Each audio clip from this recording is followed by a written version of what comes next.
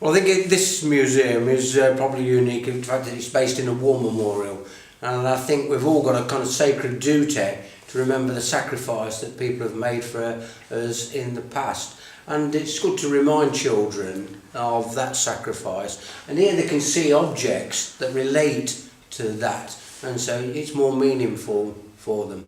Well, basically we do a bit of a conducted tour and explain one or two of the artefacts that they've got, and for the most part they are in fact very, very interested in it. They like the stories of people's personal sacrifice. They like the stories behind some of the medals and some of the artefacts. As I was saying earlier, that each one of these artefacts is kind of chapter in a very long book, and you may just glance across the display and perhaps read nothing into it, but if actually you take the time to look, and you'll find some really, really interesting stories. And for most children, that sort of thing grips their imagination.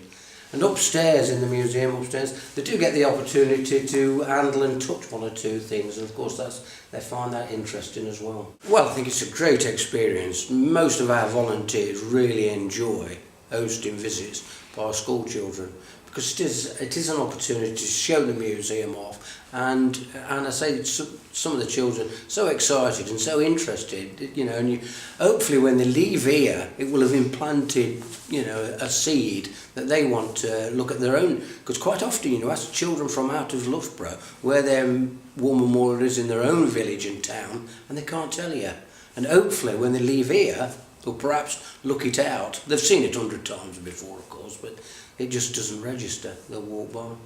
Yeah, it's really satisfying to have groups of children visit the museum. When I first started here as a volunteer, I was perhaps talking down a little. I think your level of expectation is what people understand of what happened in the Great War and in the Second World War is completely changed when people, I won't say they know nothing about it, but what they know and what I imagined that they know were a million miles apart. And so I've had to kind of change my thoughts about what I say and how I describe things, so that the children, it doesn't go over their heads, so that it does sound interesting and it's something that they can relate to. If young people could volunteer, I wish young people would volunteer.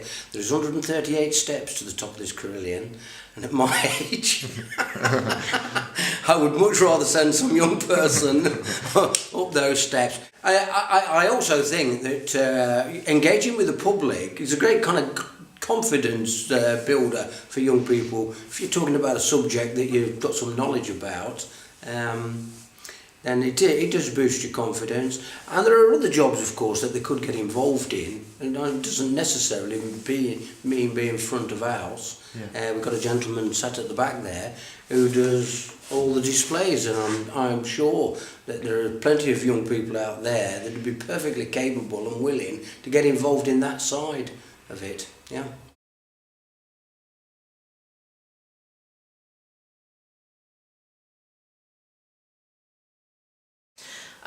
We treat the whole site as a heritage site, so although we have the museum up here, everywhere that the young people go on site essentially is engaging with the heritage. So even if they're down in the East Cellar in the recording studio, which is in the cellar, they're still introduced to it, and the fact that the cellar used to be used for a different purpose, what is behind the walls of the studio that you can't now see, but that it's there. We have lots of different activities like the music and the art and the theatre and that kind of thing, and then the specific things that are just about heritage, so the archaeology on site and young people being curators and showing people around on open days, that kind of thing. And kind of even the kids that are more interested in the music and art section, they still kind of get told about the history and get shown things, and then encouraged to kind of share that with other people. So for example, this week quite a few of them came up to me and said, "Oh, can you show me the museum?"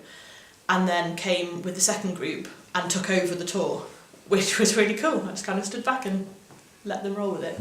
You kind of need to pass on the legacy. Quite often it's run by older people and their focus is on older people.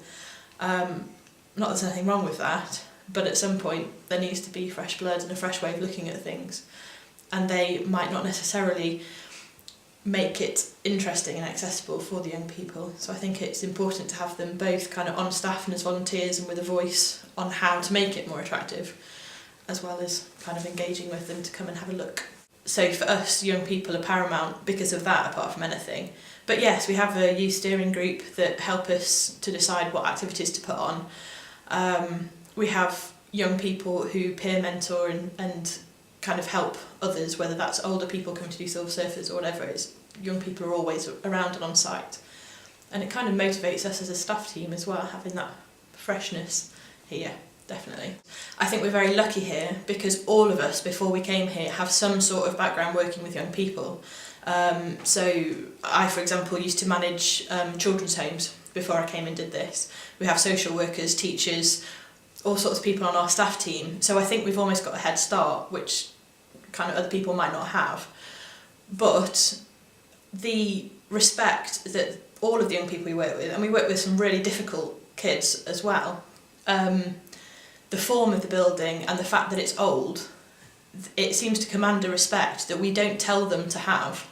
They just feel like that about it, and in many cases they actually become protective of it through no input of ours at all. It's just the way it makes them feel. And so I think that you would probably experience the same, that actually they take so much care of it just from an instinctive, wow, isn't that old, that's amazing kind of point of view. So don't be scared and do it, because they're lovely, really.